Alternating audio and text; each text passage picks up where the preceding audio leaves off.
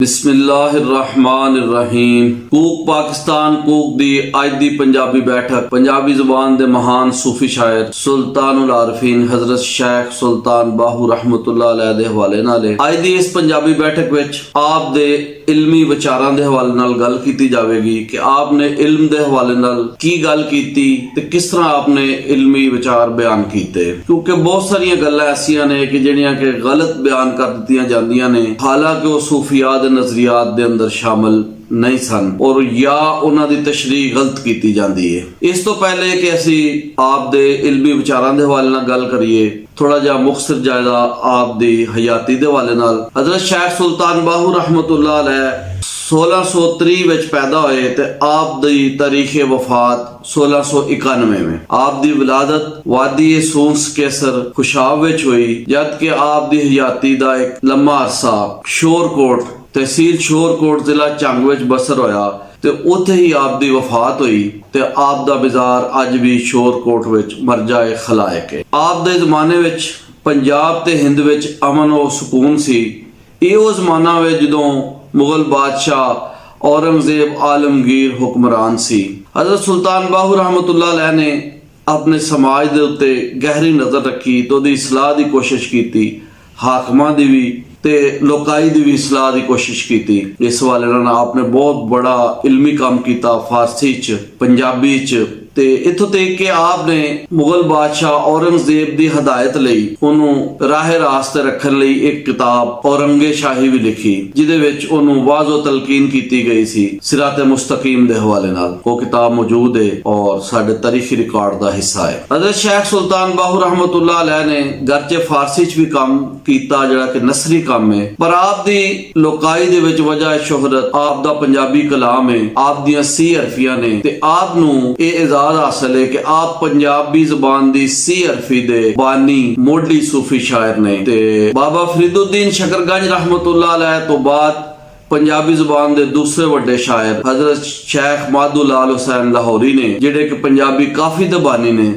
ते शाह हुसैन लाहौरी तो बाद सी हरफी दे मोडी शायर हजरत सुल्तानुल आरफीन शेख सुल्तान बाहू रहमतुल्लाह अलैह ने। इंज आप पंजाबी जुबान दे तीजे वड्डे शायर ने। आप दी सी हरफियां अवाम विच बहुत मशहूर ने। आप दी सी हरफी दे हर शेर हर मिसरे दे आखिर दे विच हू दा लफ्ज आउंदा है ते कलाम इतना जानदार है कि लोकी अज भी गलियां महल्लियां बाजारां और चलदियां फिरदियां मस्जिदां ते मसीतां दे विच आप दा कलाम पढ़िया जांदा है ते लोग मस्त हो जांदे ने इह कलाम सुन के। जिस तरह के आप दा एक शेर है कि दिल दरिया समुंदरों डूंगे कौन दिलां दियां जाने हू, विचे बेड़े विचे जेड़े विचे वंज मुहाने हू, 14 तबक दिले दे अंदर तंबू वांगो ताने हू, 14 तबक दिले दे अंदर तंबू वांगो ताने हू, जो दिल दा महरम होवे बाहू, जो दिल दा महरम होवे बाहू, सोयू रब पछाने हू, दिल दरिया समुंदरों डूंगे कौन दिलां दियां जाने हू। इंज आप दे हर शेर दे आखिर च हर मिसरे दे आखिर च हू आउंदा है और हू आप दे नाम दा भी हिस्सा है, जिस तरह कि आप दा नाम है बाहू। ते कलाम अज भी लोकाई च मकबूल है, तहकीकी काम भी जारी है, किताबां लिखियां जा रही ने। अज दी पंजाबी बैठक दे विच असी आप दी सी हरफियां दे हवाले नाल गल करांगे कि किस तरह आपने अपनी सी हरफियां दे विच अपने इल्मी विचार बयान कीते, क्योंकि इस हवाले नाल बहुत सारे लोग मनफी गल्लां करदे ने कि शायद आप इल्म दी निंदिया करदे रहे ने या आलमां दी निंदिया करदे रहे ने और मुख्तलिफ शेर पेश किए जाते हैं, जिमें कि अक्सर लोग यह जिक्र करते हैं जो मौलवियों के खिलाफ गल्लां करना चाहते हैं या आलमां के खिलाफ, तो हजरत सुल्तान बाहू रहमतुल्लाह अलैह दी बहुत सारियां सी हरफियां बयान करके अपना मुद्दा बयान करते हैं। जिस तरह के वो ऐस शेरां दे हवाले दिते जाते हैं कि हाफिज पढ़ पढ़ करन तकबर ते मुल्ला करन वडियाई हू, सावन माह दे बदला वांगों फिरन किताबां चाई हू, जिथे वेखन चंगा चौखा उथे पढ़न कलाम सवाई हू, ओ दोए जहाने मुठे बाहू जिन्ना खादी वेच कमाई हू। ਇਹਨਾਂ ਸ਼ੇਰਾਂ ਨੂੰ ਬਿਆਨ ਕਰਕੇ ਇਹ ਦੱਸਿਆ ਜਾਂਦਾ ਹੈ ਕਿ ਸ਼ਾਇਦ ਹਜ਼ਰਤ ਸੁਲਤਾਨ ਬਾਹੂ ਰਹਿਮਤੁल्लाह अलैह ਆਲਮਾਂ ਦੀ ਮਜ਼ਮਤ ਕਰ ਰਹੇ ਨੇ ਔਰ ਇਲਮ ਦੀ ਔਰ ਨਿੰਦਿਆ ਕਰ ਰਹੇ ਨੇ ਔਰ ਕਿਤਾਬਾਂ ਦੀ ਜੋ ਗੱਲ ਹੋ ਰਹੀ ਹੈ ਕਿ ਫਿਰਨ ਕਿਤਾਬਾਂ ਚਾਈ ਹੋ ਤੇ ਇਹ ਤੋਂ ਵੀ ਗਲਤ ਮਤਲਬ ਕਨਵੇ ਕੀਤਾ ਜਾਂਦਾ ਹੈ। ਗਲਤ ਚੀਜ਼ਾਂ ਲੋਕਾਈ ਦੇ ਵਿੱਚ ਪਪੂਲਰ ਕਰਾਉਣ ਵਾਸਤੇ ਆਪਣਾ ਮੁੱਦਾ ਬਿਆਨ ਕੀਤਾ ਜਾਂਦਾ ਹੈ ਜਿਹੜਾ ਤਸੱਵੁਰ ਬਿਲਕੁਲ ਗਲਤ ਹੈ। ਇਹਨਾਂ ਚੀਜ਼ਾਂ ਤਲਕ ਹਜ਼ਰਤ ਸੁਲਤਾनुल आरफीन शेख सुल्तान बाहू रहमतुल्लाह अलैह ਦੀ ਤਾਲੀਮਾਤ ਦਾ ਬਿਲਕੁਲ ਨਹੀਂ ਹੈਗਾ, ਬਲਕਿ ਆਪ ਇਲਮ ਦੀ ਕਦਰਦਾਨੀ ਦੇ ਕਾਇਲ ਨੇ, ਆਲਮਾਂ ਦੀ ਇੱਜ਼ਤ ਕਰਦੇ ਨੇ। ਦੂਸਰੇ ਸੂਫੀ ਸ਼ਾਇਰਾਂ ਵਾਂਗਰ ਆਪਨੇ ਵੀ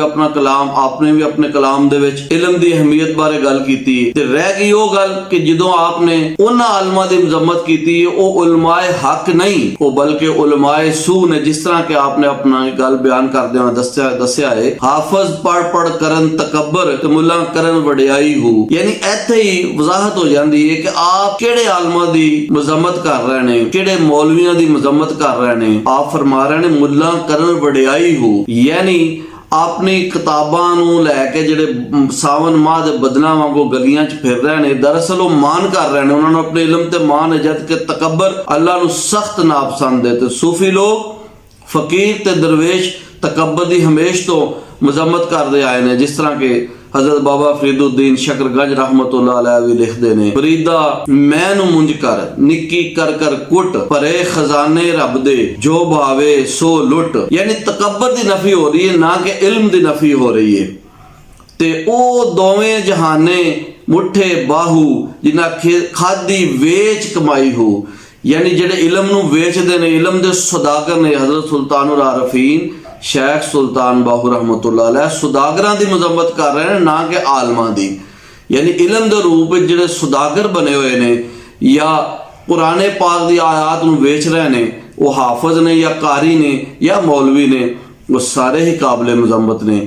यही फिक्र हजरत सुल्तानुल आरफीन दे कलाम विच मौजूद है और ये फिक्र दूसरे सूफी शायरां दे कलाम विच भी मौजूद है। जे पढ़ने दा तू मान करी ते ना आखी मैं पढ़िया, पढ़ने दा तू मान करी ते ना आखी मैं पढ़िया, रब जब्बार कहार कहावे ते रोड़ देगा दुध कड़िया। मतलब ये वे कि अल्लाह ताला तेरी सारी कमाई, तेरा सारा इल्म एक सैकंड दे विच ज़ाया कर देगा जे तू तकब्बर कीता, गुरूर कीता अपने इल्म दे उत्ते। बल्कि इल्म वो वे जिहड़े हकीकी माने दे विच आजिज़ सिखांदा है। इसलिए हजरत सुल्तानुल आरफीन रहमतुल्लाह अलैह, हजरत शेख सुल्तान बाहू रहमतुल्लाह अलैह इल्म ते आलमां दी नहीं, हाफिज़ां दी नहीं, कारियां दी नहीं, बल्कि उन्हां लोकां दी मजम्मत कर रहे ने ਜਿਹੜਾ ਇਲਮ ਦਾ ਲੇਬਲ ਲਾ ਕੇ, ਇਲਮ ਦਾ ਸਰਨਾਮਾ ਇਸਤੇਮਾਲ ਕਰਕੇ ਉਸ ਨੂੰ ਵੇਚਦੇ ਨੇ ਔਰ ਇਲਮ ਦੇ ਉੱਤੇ ਤਕੱਬਰ ਕਰਦੇ ਨੇ, ਆਪਣੀਆਂ ਕਿਤਾਬਾਂ ਦੇ ਉੱਤੇ ਤਕੱਬਰ ਕਰਦੇ ਨੇ, ਜਦ ਕਿ ਤਕੱਬਰ ਫਕਰ ਦੀ ਨਫੀ ਹੈ, ਇਲਮ ਦੀ ਨਫੀ ਹੈ। ਇੱਕ ਹੋਰ ਕਾਫੀ ਦੇ ਵਿੱਚ ਹਜ਼ਰਤ ਸੁਲਤਾनुल आरफीन ਇੱਕ ਹੋਰ ਸੀ ਅਰਫੀ ਦੇ ਵਿੱਚ ਫਰਮਾਉਂਦੇ ਨੇ, पढ़ इल्म शेख मशाइख सदावन करन इबादत दोहरी हो, अंदर जुल्ली पई लुटेवे तन मन खबर न मोरी हो, मौला वाली सदा सुखाली दिल तो ला तकोरी हो, जिन्हा तो रब हासिल बाहू मोल न कर दे चोरी हो। यानी हजरत सुल्तानुल आरफीन रहमतुल्लाह अलैह उन्हां मशाइख दी भी मजम्मत कर रहे ने जिहड़े अपने इल्म नू लोकां नू लुटन वास्ते इस्तेमाल करदे ने और अपनी फकीरी नू और अपनी दरवेशी नू लोकां दे उत्ते ताक बिठाउण वास्ते यूज करदे ने। लिहाजा सुदागरी, तकब्बर ते इल्म दा गलत इस्तेमाल हजरत सुल्तानुल आरफीन रहमतुल्लाह अलैह उस दी मजम्मत कर रहे हैं, जबकि आप इल्म दी फजीलत, इल्म दी बरतरी दे कायल ने। जिस तरह के आप अपनी एक होर सी हरफी विच फरमांदे ने, ऐन इल्मो बाज जो करे फकीरी काफर मरे दीवाना हू, सह वरियां दी करे इबादत, सह वरियां दी करे इबादत रहे अल्लाह कोनो बेगाना हू। ऐन इल्मो बाज जो करे फकीरी काफर मरे दीवाना हू, सह वरियां दी करे इबादत रहे अल्लाह कोनो बेगाना हू। गफरत कोलो खुल्लन ना पर्दे, गफरत कोनो ना खुल्लन पर्दे, दिल जाहिल बुत खाना हू, मैं कुर्बान तिन्हा तो बाहू जिन्हा मिल्या यार यगाना हू। ऐन इल्मो बाज जो करे फकीरी काफर मरे दीवाना हो। यानी इत्थे हजरत सुल्तानुल आरफीन अपने इल्मी विचार बयान करदे दस रहे ने कि इल्म तो बगैर फकीरी ਚੱਲਣਾ ਇੰਜ ਹੀ ਹੈ ਜਿਸ ਤਰ੍ਹਾਂ ਤੁਸੀਂ ਕੁਫਰ ਕਰ ਰਹੇ ਹੋ, ਕਿਉਂਕਿ ਇੱਕ ਟਾਈਮ ਆਏਗਾ ਜਦੋਂ ਗਾਇਬ ਤੋਂ ਮਾਰਫਤ ਦੇ ਅਸਰਾਰ ਦਾ ਰਮੂਜ਼ ਦਾ ਨਜ਼ੂਲ ਹੋਏਗਾ ਤੇ ਜਿਹਨੇ ਇਲਮ ਪੜ੍ਹਿਆ ਹੋਏਗਾ ਉਹ ਬਚੇਗਾ,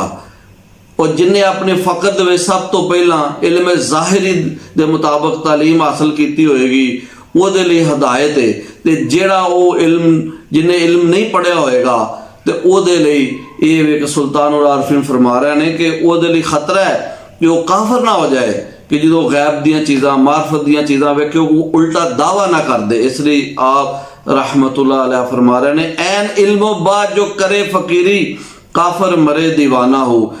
कि यानी अगर कुफर तो बचना है तो इल्म पढ़ो, इल्म हासिल करो, इल्म तो बगैर कख नहीं, ते सह वरियां दी करे इबादत रहे अल्लाह को नो बेगाना हो।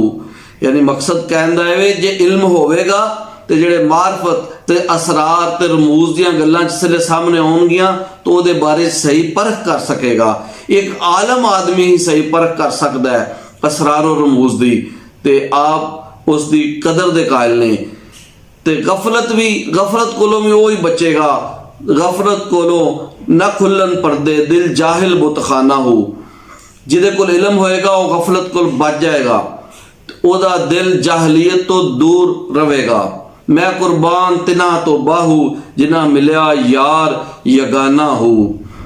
आखिरी मिसरे च आप फरमा रहे ने कि जेड़े इल्म हासिल करके मार्फत दे फकीरी दे फकर दे रस्ते ते चलते ने अल्लाह ताला उन्होंने मिलता है, वो वासल बहक हो जाते ने, अल्लाह ताला दा विसाल हासिल कर लेते ने, ते वो कदी भी उन्हों दा रस्ता जिहड़ा है वो गलत रस्ते ते नहीं पैंदे, उन्हों दा रस्ता गलत नहीं हो सकता। चुनाचे आप दे इल्मी फिक्र तो सानू एक गल सामने आ गई कि आप इल्म दी फजीलत दे कायल ने, आलमा दे भी कायल ने और आलमा दी इज्जत कर रहे हैं, इल्म दी इज्जत कर रहे हैं, पर आप मुजम्मत सिर्फ उन्हां दी कर रहे हैं जिहड़े इल्म दे सुदागर ने और इहदे नाल तकबर करदे ने अपने इल्म दे हवाले नाल, इल्म नूं वेचदे ने। ते इस लई आप नफा बख्श इल्म दे कायल ने, बल्कि आप तो ये कह रहे हैं कि फ़कर आप खुद भी फ़कीर ने, दरवेश ने, वक़्त दे सूफी कामल ने, ते फ़कर दे रस्ते दे उत्ते कायम ने, तो आप दे फ़कर नूं सारे सूफिया मनदे ने। ते जिस तरह के हज़रत मियाँ मुहम्मद बख्श रहमतुल्लाह अलैह फरमांदे ने, फिर एक सुल्तान बाहू होया खासा मर्द हकानी दौड़े पाक जबान ओदी दे रोशन दुहें जहानी। यानी उन्हां दे जिहड़े दौड़े ने जिहड़ियां सी अरफियां लिखियां गईयां ने दोहां जहानां च मकबूल ने। इसदा मतलब की है कि आप अल्लाह ताला दे खास बंदे ने, फकीर ने, दरवेश ने, सूफी कामल ने, मर्दे कामल ने, ते फकर दे रस्ते नूं आप खुद बयान कर रहे ने कि ऐन इल्मो बाद जो करे फकीरी काफर मरे दीवाना हो, सह वरियां दी करे इबादत रहे अल्लाह कोनो बेगाना हो। गफरत कोनो ना खुल्लन पर्दे दिल जाहिल बुत खाना हो, मैं कुर्बान तिना तो बाहू जिना मिलिया यार यगाना हो। अज दी इस पंजाबी बैठक विच असी हजरत सुल्तान बाहू रहमतुल्लाह अलैह दे इल्मी विचारां दे वाल नाल गल कीती है, ते ये गल वाज़े हो गई कि आप इल्म ते उलमा दी फजीलत उन्हां दी बरतरी दे कायल ने। ਇਹਦੇ ਨਾਲ आप समाज का वेरवा करते हैं ऐसे आलमा हाफिज़ां ते कारियां का जायज़ा लै रहे हैं और उन्हों की मजम्मत कर रहे हैं जिहड़े इलम नूं वेचदे ने और अपने इलम ते तकबर करते हैं।